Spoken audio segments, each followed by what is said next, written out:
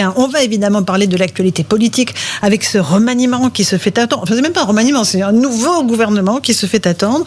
Visiblement, le président et sa nouvelle première ministre Elisabeth Borne prennent leur temps. On va rejoindre à Matignon Élodie Huchard qui se trouve avec Jean-Laurent Constantini devant le domicile et le bureau en fait du Premier ministre. Bonsoir Élodie. Grosse journée de consultation aujourd'hui pour Elisabeth Borne.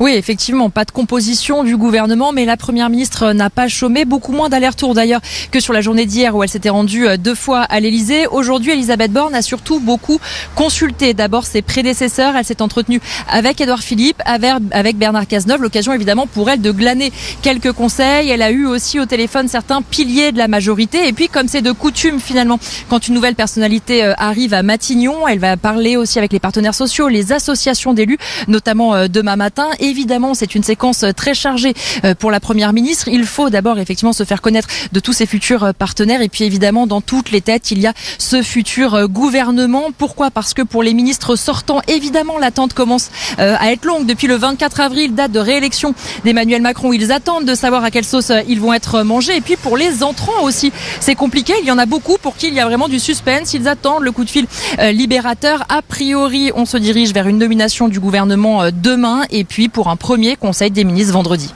Merci beaucoup, Élodie Huchard. Avec Jean-Laurent Constantini à Matignon, Raquel Garrido. Ça dure. Et pendant ce temps, les oppositions sont un peu bloquées. Elles ne peuvent pas critiquer le nouveau gouvernement. Il n'y en a pas. Oh bah, vous inquiétez pas, de toute façon. Oui, vous ne prévenez pas.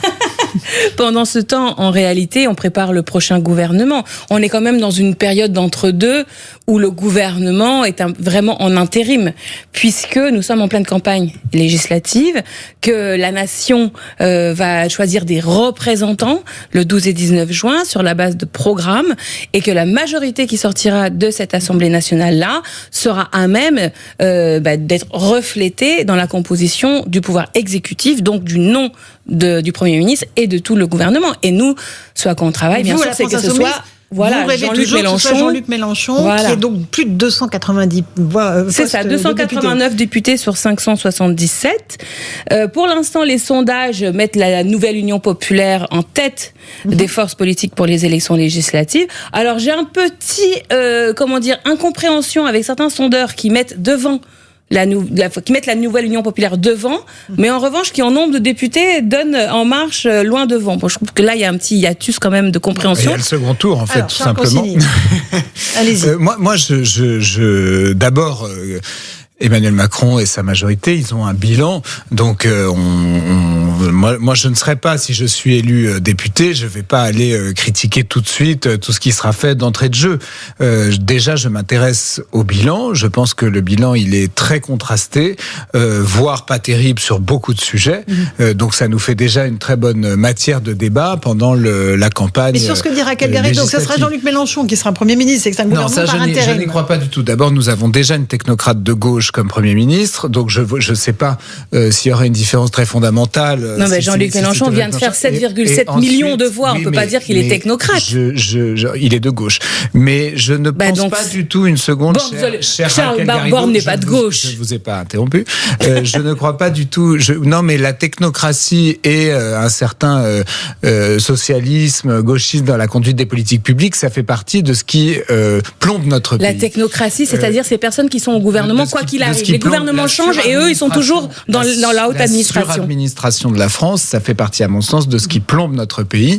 Et moi, je pense qu'au contraire, il faut débureaucratiser notre pays. C'est pour ça que je ne suis pas toujours ravi de voir une technocrate de gauche devenir Premier ministre. Mais je ne pense pas du tout, mais même pas une seconde en réalité, qu'il y aura une majorité issue de l'alliance qui s'est constituée autour de Jean-Luc Mélenchon. Je pense qu'ils utilisent ça du côté de Jean-Luc Mélenchon comme un argument de campagne et que c'est utilisé du côté d'Emmanuel Macron comme un épouvantail. C'est-à-dire que je pense qu'Emmanuel Macron fait la même chose que pour l'élection présidentielle où il a gagné en agitant le péril brun et aujourd'hui sur l'élection législative, il essaye de gagner en agitant le péril rouge. Je pense que ni l'un ni l'autre ne sont crédibles et que c'est une manière en fait de faire peur aux électeurs pour les conduire à voter par la peur. Moi, j'espère qu'ils feront des choix de conviction. Alors, cher conseiller, juste, vous disiez... Vous avez une tête d'épouvantail à faire peur aux...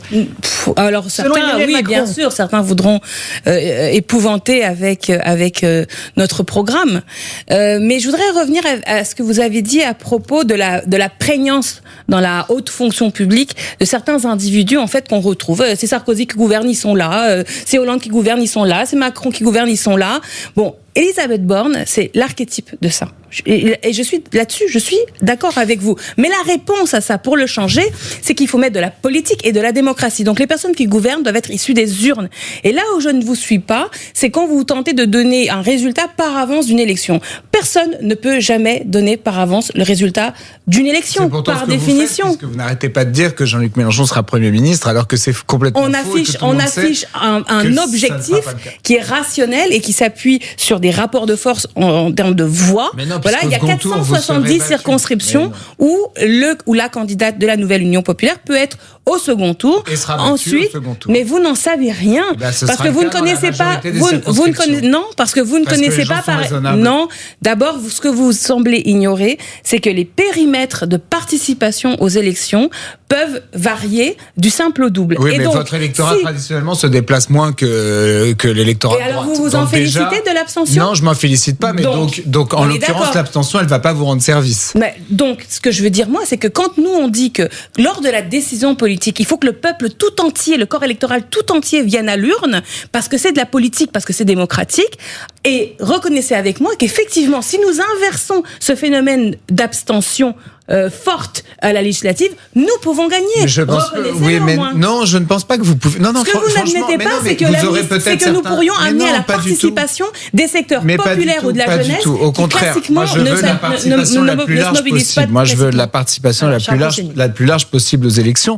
Ce que je vous dis simplement, c'est que vous êtes dans une stratégie qui consiste à faire croire aux Français qu'il y a une possibilité pour que Jean-Luc Mélenchon devienne Premier ministre, pour que vous ayez la majorité à l'Assemblée. Ça ne se produira pas, vous le savez. Non, parce puisque que je viens de vous le démontrer. Vous venez de reconnaître mais bon, avec peu importe, moi, Charles, on va pas faire vous venez de reconnaître, utiliser des arguments rationnels. On va pas faire nos voyants électoraux. Je vous dis que vous êtes en fait, si vous voulez, l'idiot utile de Macron. Ah ben, mais merci. Oui, comme vous êtes avec lui sur un vote sur deux. Était l'idiot utile de Macron. Vous êtes d'accord avec lui sur les retraites, Marine Le Pen a fait semblant de croire qu'elle pouvait gagner, et Emmanuel Macron a fait semblant de croire qu'elle risquait de gagner. Bon, et Valérie Pécresse, la pauvre, elle pouvait même pas faire semblant. Moi, j'aimerais que la démocratie française respire un peu et s'éloigne de ces faux matchs entre des extrêmes d'un côté et la soi-disant unique voie de la raison de l'autre. Moi, j'estime qu'il y a une autre voie de la raison que celle de ce grand centre vanté par Emmanuel Macron. Je pense qu'on peut faire une bien meilleure politique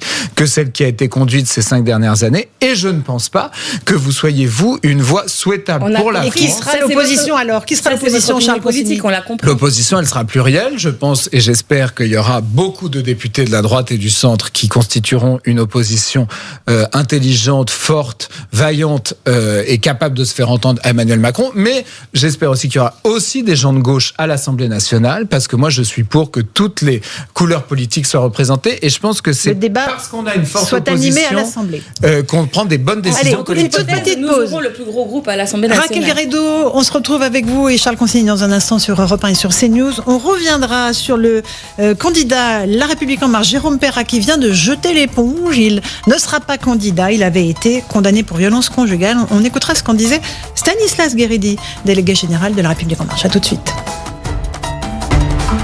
Europe 1, Punchline, Laurence Ferrari.